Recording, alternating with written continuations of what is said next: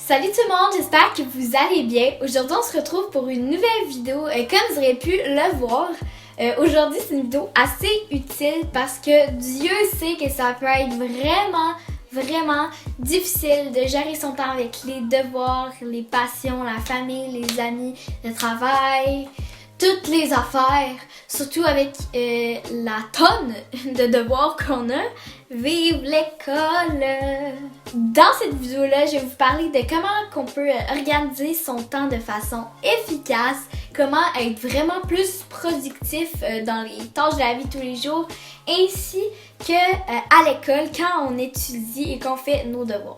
J'applique ce que je vous dis depuis quelques mois avec mon frère qui m'a beaucoup aidé là-dedans. Puis j'ai remarqué que c'était vraiment utile puis je pense que ça valait la peine de vous le partager. C'était full efficace. Donc si vous êtes intéressé avec la vidéo, je vous invite d'aller la voir, de vous abonner et de liker cette magnifique vidéo de qualité supérieure. Ciao ciao les amis, bye! Alors, je vais vous commencer par parler comment je gère mon temps.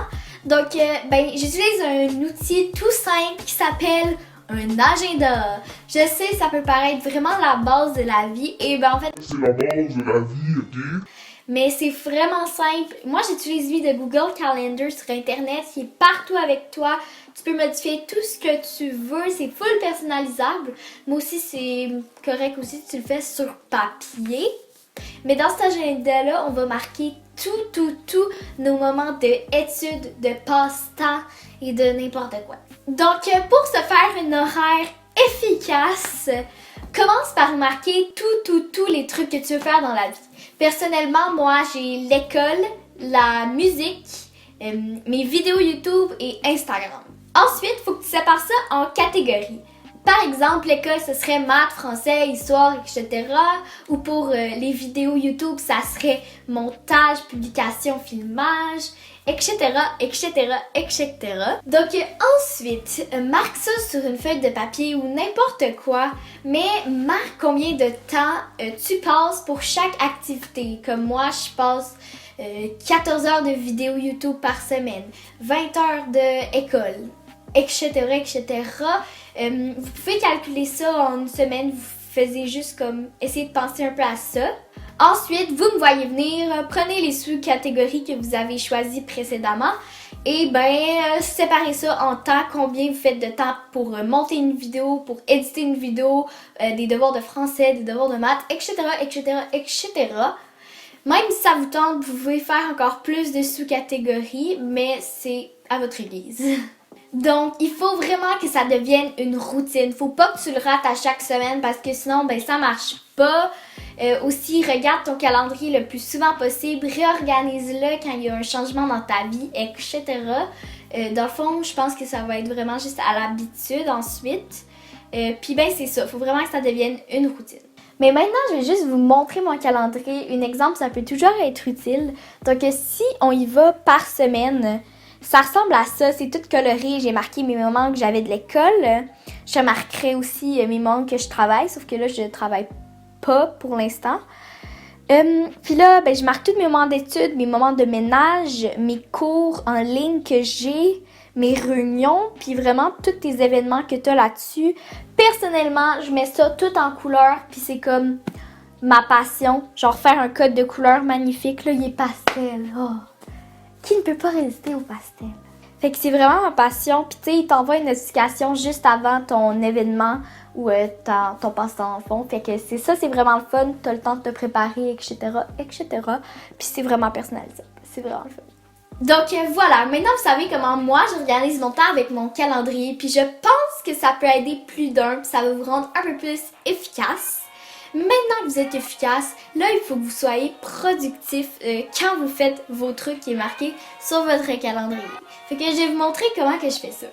Donc, le premier truc, c'est faites des choses à 100%.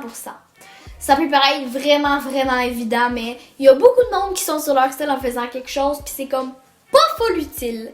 Fait que ferme ton sel, enlève tes notifications, dis au monde bye bye, je fais mes devoirs, parle-moi pas. Parce que sinon, tu vas être déconcentré puis tu vas comme tout perdre le but de organiser ton temps. Ça va mal un peu.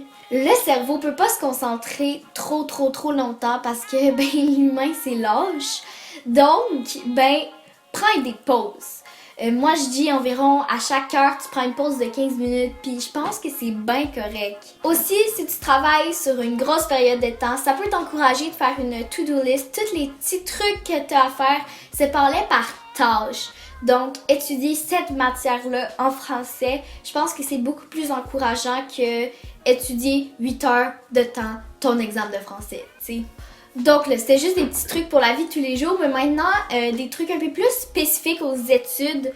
Donc, ben voilà, si vous êtes étudiant, continuez de regarder la vidéo. Je pense que c'est un conseil qui m'a vraiment beaucoup aidé dans la vie. C'est de travailler toujours à un endroit fixe, à un bureau, à un endroit que tu es confortable ou que tu es habitué de travailler là. Comme ça, à chaque fois que tu travailles, tu n'auras pas à prendre tes crayons, à aller chercher quelque chose là, Tout va être déjà prêt, pas de taponnage, tu vas être pas déconcentré. Puis je pense que c'est vraiment important. Puis aussi, je suis pas mal sûre que ton cerveau, il associe cette place-là au travail. Donc je pense que tu vas vraiment plus te forcer si tu fais ça. Aussi, pour pas te déconcentrer, tu pourrais aussi te mettre des white noise.